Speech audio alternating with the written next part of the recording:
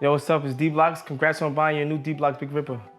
SC bikes come partially assembled. I'm gonna show you how to get ready to roll.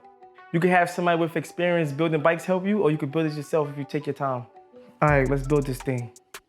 To build your bike, you'll need items like lubricant, grease, pliers, a 15mm wrench, cable cutters or scissors, and metric Allen wrenches. You may also need a Phillips screwdriver. To attach the pegs, you'll need a ratchet, 15mm socket, and a socket extension. Your bike box may be sealed with glue, staples, or both. If yours came with staples, safely remove them with pliers and throw the staples in the trash so they're totally out of your way. Remove the bike from the box. Ask a friend if you need help. The seat and parts box will be included in the bike box as well. Some people remove all packing material at this point. However, D-Blocks only cuts the zip ties. He then removes packing material as he goes to help protect the bike during the build. You can also use the box as a bike stand during this process, but D-Blocks prefers to simply put the bike on the floor. Now it's time for the seat and post. Remove the bolt and the seat clamp using an Allen wrench. Apply grease to those threads and then loosely thread the bolt back into the clamp. Take a small dab of grease and wipe it around inside of the seat tube. Look at the side of the seat post for a line indicating its minimum insertion point. Be sure that the post is inserted into the frame to that level or further. Align the seat with the frame's top tube and then tighten the seat clamp using an Allen wrench. You can fine-tune the seat height later. Next, D-Blocks removes the packing material from the stem and handlebars. Remove the 4 bolts on the top of the stem using an Allen wrench.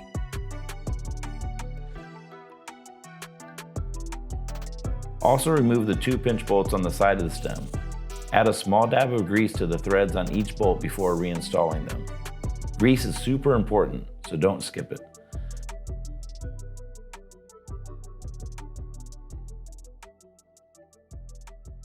Place the handlebars onto the stem while making sure that they are facing the correct direction and that the brake cable is routed correctly in front of the bars.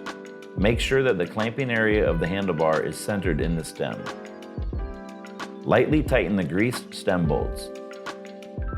Raise the handlebars into position while making sure that the clamping area stays centered within the stem.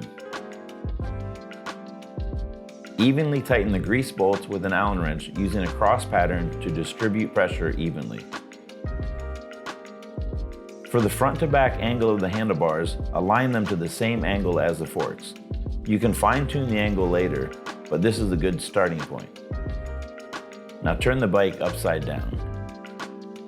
Remove the spacer in the fork dropouts.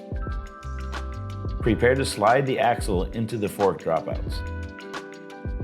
The safety washer should be on the outside of the fork so you can press their tabs into place.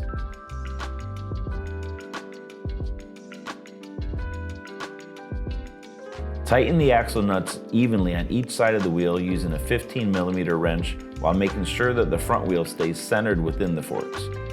Make sure the retention washer hook stays in the hole on the fork dropout when tightening the axle nut. Next up are the pedals. They can be found in the parts box along with a pad set and other accessories. You can identify the left and right pedals by the L and R on the end of the pedal spindles.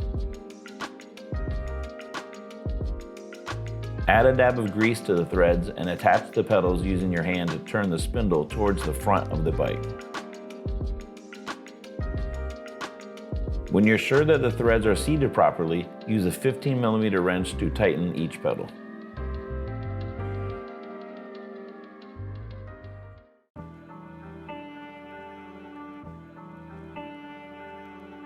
Remove one of the rear axle nuts and washer from one side of the bike using a 15mm wrench or socket. Get the pegs from the parts box. Insert the axle nut into the 15mm socket on the socket extension. Then insert the socket into the peg.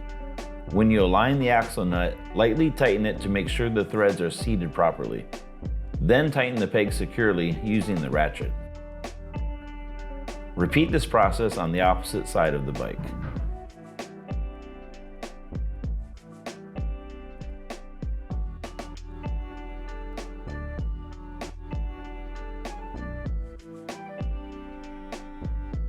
Double check that your rear wheel has remained centered throughout the process. Adjust the angle of the seat and its position on the rails using an Allen wrench on the bolt underneath the seat. Straddle the bike and look down at the front wheel to see if it's in alignment with the handlebars. If needed, loosen the pinch bolt on the side of the stem to adjust the side-to-side angle of the handlebars. If the headset feels too tight or too loose, this can be adjusted using the bolts on the stem. Loosen the pinch bolts on the side of the stem and then use a compression bolt on top of the stem to add or release tension. When you find the correct tension, tighten the pinch bolts to secure the stem. Be sure that your front wheel and handlebar stay in alignment during this process. The brakes on your bike have been adjusted at the factory. However, centering adjustments can be made by using a Phillips screwdriver on the spring adjustment screws on each brake arm. This is best handled by someone with experience. Both tires will need air. Use a pump to inflate them using the PSI guide on the tire sidewall. Don't use higher or lower air pressure than what's printed on the tire because using too much or too little can damage your tire and rim. Don't forget the valve caps when you're done. Check that the bolts on your cranks and sprocket are all tight, including the bolt connecting your sprocket to your crank arm. Applying grease to these bolts is also recommended. Adding a quality lubricant to the chain will help your bike run smoothly and cut down on unwanted noise. Wipe excess lube off using a dry rag. Take the donuts from the parts box and slide them over each grip. Add the pad set to the frame's top tube, handlebars, and stem.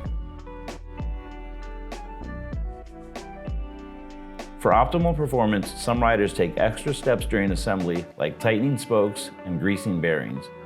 We'll cover these steps in a future video. Now add the included safety items and go ride.